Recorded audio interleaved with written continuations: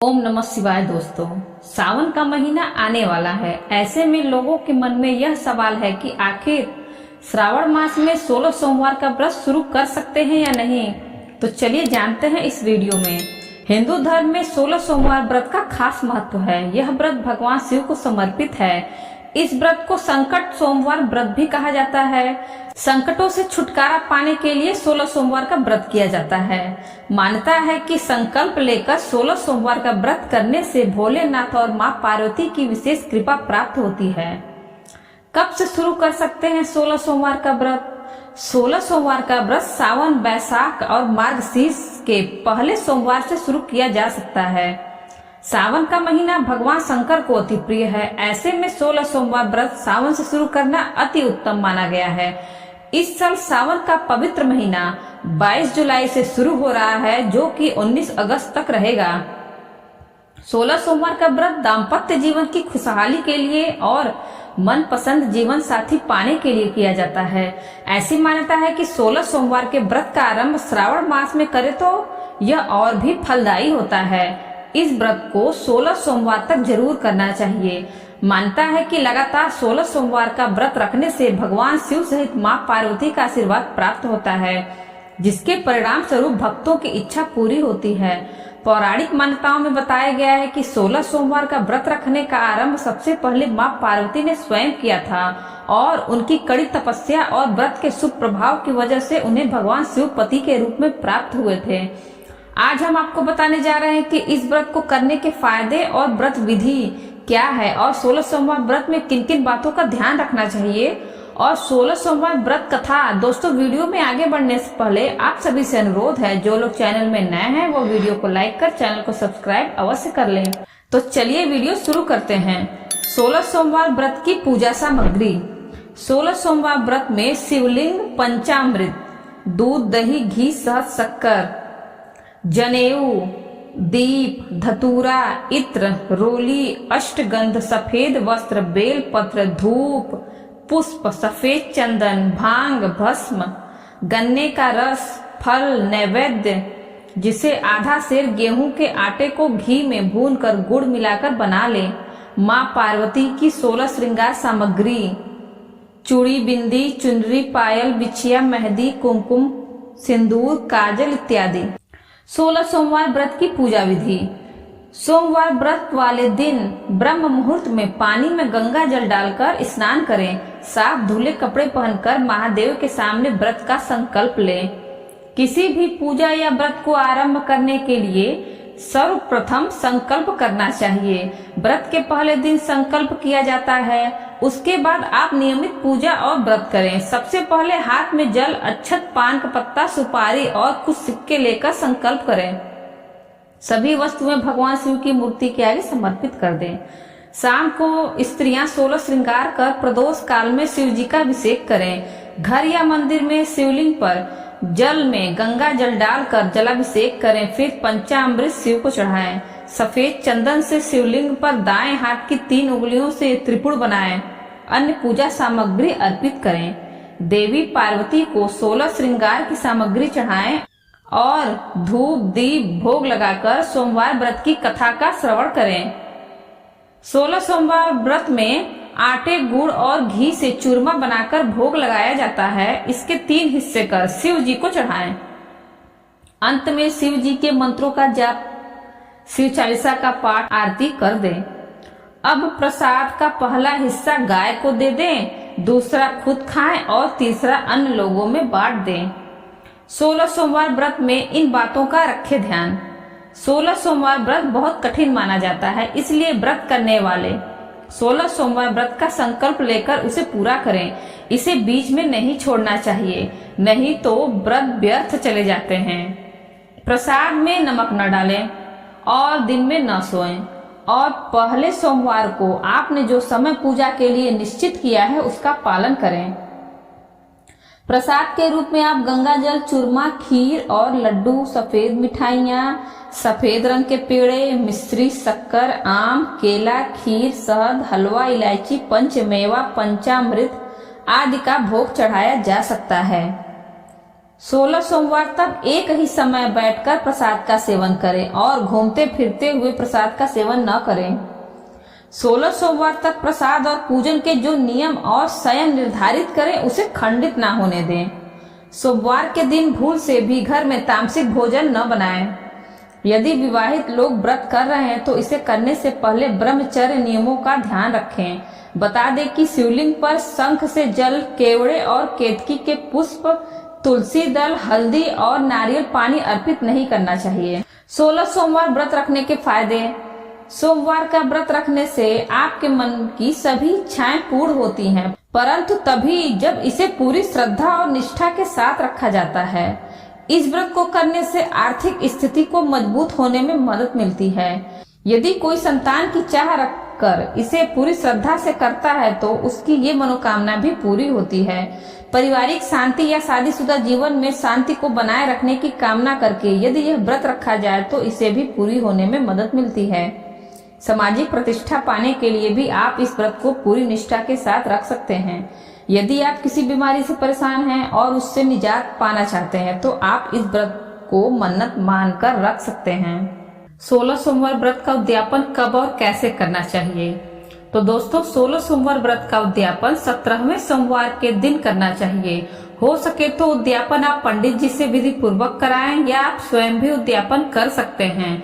बस आपको ध्यान रखना है कि उद्यापन भी उसी समय करना चाहिए जिस समय आपने हर सोमवार की विधिवत पूजा की हो, भोग लगाए हो और कथा सुनी हो। आप उद्यापन में 1.25 किलो या 5.25 किलो का प्रसाद अवश्य बनाएं। प्रसाद के 3 भाग करें। तीसरा हिस्सा आप स्वयं उठाएं, एक हिस्सा ब्राह्मण को और दूसरा घर परिवार के लोगों में बांट दें। दोस्तों उद्यापन में हवन भी जरूर करें। आप चाहे तो पंडित जी से करवाएं या आप स्वयं भी घर पर छोटा सा हवन करें और 11, 21, 51 या 108 बार मंत्रों का जाप करते हुए खीर की आहुति देकर उद्यापन करें। इसके बाद सफेद चीजों का दान करें। आप इस दिन ब्राह्मण को सिद्धा अवश्य निकालें। आप इस दिन चावल, चीनी, सफेद वस्त्र, दूध, बर्फी, चांदी और फल के साथ कुछ पैसे का दान अवश्य कर सकते हैं। दोस्तों उद्यापन के बाद इस दिन 16 विवाहित जोड़ों को भोजन कराना चाहिए। अगर 16 विवाहित जोड़ों को भोजन खिलाना संभव न हो तो कम से कम उद्यापन के बाद एक ब्राह्मण जोड़े को भोजन जरूर कराएं। उन्हें दान दक्षिणा देकर उनके पैर छूकर उनका आशीर्वाद लें। इस प्रकार से देवों को देव शिव जी का यह व्रत पूर्ण होता है और भक्त को मनोवांछित फल की प्राप्ति होती है। 16 सोमवार व्रत कथा। एक बार शिवजी और माता पार्वती मृत्यु लोक पर घूम रहे थे। घूमते घूमते वो विदर्भ देश के अमरावती नामक नगर में आए। उस नगर में एक सुंदर शिव मंदिर था, इसलिए महादेव जी पार्वती जी के साथ वहां रहने लग गए। एक दिन बातों बातों में पार्वती जी ने शिव जी को चौसर खेलने को कहा। शिव जी राजी हो गए और चौसर खेलने में लग गए। उसी समय मंदिर का पुजारी दैनिक आरती के लिए आया। पार्वती ने पुजारी से पूछा, बताओ हम दोनों में चौसर में कौन जीतेगा? वो पुजारी भगवान शिव का भक्त था और उसके मुंह से तुरंत निकल पड़ा, महादेव जी जीतेंगे। चौसर का खेल खत्म होने पर पार्वती जी जीत गईं और शिव जी हार गए। पार्वती जी ने क्रोधित होकर उस पुजारी को श्राप देना चाहा, तभी शिव जी ने उन्हें रोक दिया और कहा कि ये तो भाग्य का खेल है, उसकी कोई गलती नहीं है। फिर भी माता पार्वती ने उसे कोढ़ी होने का श्राप दे दिया और उसे कोढ़ हो गया। काफी समय तक वो कोढ़ से पीड़ित रहा। एक दिन एक अप्सरा उस मंदिर में शिव जी की आराधना के लिए आई और उसने उस पुजारी के कोढ़ को देखा। अप्सरा ने उस पुजारी को कोढ़ का कारण पूछा तो उसने सारी घटना उसे सुना दी। अप्सरा ने उस पुजारी को कहा कि तुम्हें इस कोढ़ से मुक्ति पाने के लिए 16 सोमवार का व्रत रखना चाहिए। उस पुजारी ने व्रत करने की विधि पूछी तो अप्सरा ने बताया कि सोमवार के दिन नहा धोकर साफ कपड़े पहन लेना और आधा किलो आटे से पंजीरी बना देना। उस पंजीरी के 3 भाग करना। प्रदोष काल में भगवान शिव की आराधना करना। इस पंजीरी के 1/3 हिस्से को आरती में आने वाले लोगों को प्रसाद के रूप में देना। इस तरह 16 सोमवार तक यह विधि अपनाना।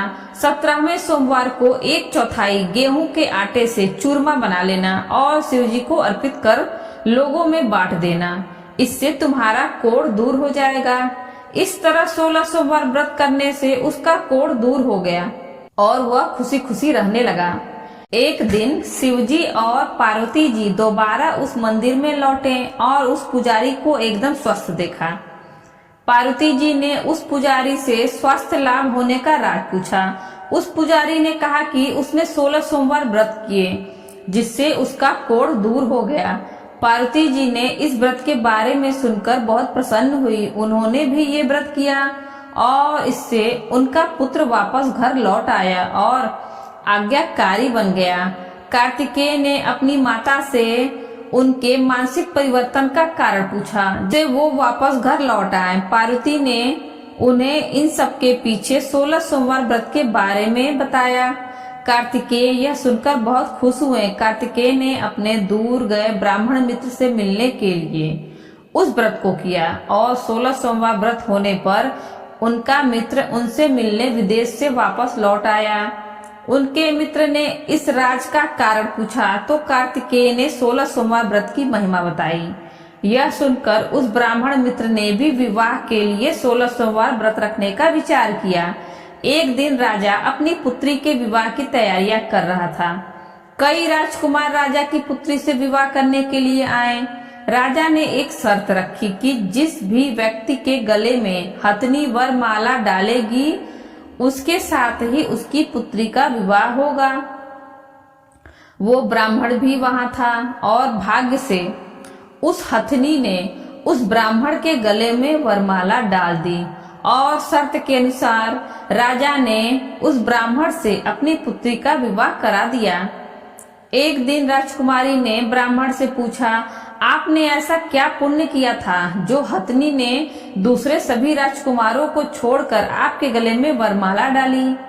उसने कहा, प्रिय, मैंने अपने मित्र कार्तिकेय के कहने पर 16 सोमवार व्रत किए थे। उसी के परिणाम स्वरूप तुम लक्ष्मी जैसी दुल्हन मुझे मिली। राजकुमारी यह सुनकर बहुत प्रभावित हुई और उसने भी पुत्र प्राप्ति के लिए 16 सोमवार व्रत रखा। फलस्वरूप उसके एक सुंदर पुत्र का जन्म हुआ और जब पुत्र बड़ा हुआ तो पुत्र ने पूछा, माँ, आपने ऐसा क्या किया था जो आपको मेरे जैसा पुत्र मिला? उसने भी पुत्र को 16 सोमवार व्रत की महिमा बताई। यह सुनकर उसने भी राजपाट की इच्छा के लिए ये व्रत रखा। उसी समय एक राजा अपनी पुत्री के विवाह के लिए वर तलाश कर रहा था तो लोगों ने उस बालक को विवाह के लिए उचित बताया। राजा को इसकी सूचना मिलते ही उसने अपनी पुत्री का विवाह उस बालक के साथ कर दिया। कुछ सालों बाद जब राजा की मृत्यु हुई तो वो राजा बन गया क्योंकि उस राजा के कोई पुत्र नहीं था। राजपाट मिलने के बाद भी वो सोमवार का व्रत करता रहा। एक दिन 17वें सोमवार व्रत पर उसकी पत्नी को भी पूजा के लिए शिव मंदिर आने को कहा, लेकिन उसने खुद आने के बजाय दासी को भेज दिया। ब्राह्मण पुत्र के पूजा खत्म होने के बाद आकाशवाणी हुई, तुम अपनी पत्नी को अपने महल से दूर रखो वरना तुम्हारा विनाश हो जाएगा। ब्राह्मण पुत्र ये बात सुनकर बहुत आश्चर्यचकित हुआ। महल वापस लौटने पर उसने अपने दरबारियों को भी ये बात बताई तो दरबारियों ने कहा कि जिसकी वजह से ही उसे राजपाट मिला है वो उसी को महल से बाहर निकालेगा। लेकिन उस ब्राह्मण पुत्र ने उसे महल से बाहर निकाल दिया। वो राजकुमारी भूखी प्यासी एक अनजान नगर में आई। वहां पर एक बूढ़ी औरत धागा बेचने बाजार जा रही थी। जैसे ही उसने राजकुमारी को देखा तो उसने उसकी मदद करते हुए उसके साथ व्यापार में मदद करने को कहा। राजकुमारी ने भी एक टोकरी अपने सर पर रख ली। कुछ दूरी पर चलने के बाद एक तूफान आया और वो टोकरी उड़कर चली गई। जब वो बूढ़ी औरत रोने लग गई और उसने राजकुमारी को मनहूस मानते हुए चले जाने को कहा। उसके बाद वो एक तेली के घर पहुंची। उसके वहां पहुंचते ही सारे तेल के घड़े फूट गए और तेल बहने लग गया। उस तेली ने भी उसे मनहूस मानकर उसको वहां से भगा दिया। उसके बाद वो एक सुंदर तालाब के पास पहुंची और जैसे ही पानी पीने लगी उस पानी में कीड़े चलने लगे और सारा पानी धुंधला हो गया। अपने दुर्भाग्य को कोसते हुए उसने गंदा पानी पी लिया और पेड़ के नीचे सो गई। जैसे ही वो पेड़ के नीचे सोई, उस पेड़ की सारी पत्तियां झड़ गईं। अब वो जिस पेड़ के पास जाती उसकी पत्तियां गिर जाती थी। ऐसा देखकर वहां के लोग मंदिर के पुजारी के पास गए। उस पुजारी ने उस राजकुमारी का दर्द समझते हुए उससे कहा कि बेटी, तुम मेरे परिवार के साथ रहो, मैं तुम्हें अपनी बेटी की तरह रखूंगा। तुम्हें मेरे आश्रम में कोई तकलीफ नहीं होगी। इस तरह वह आश्रम में रहने लग गई। अब वो जो भी खाना बनाती या पानी लाती उसमें कीड़े पड़ जाते।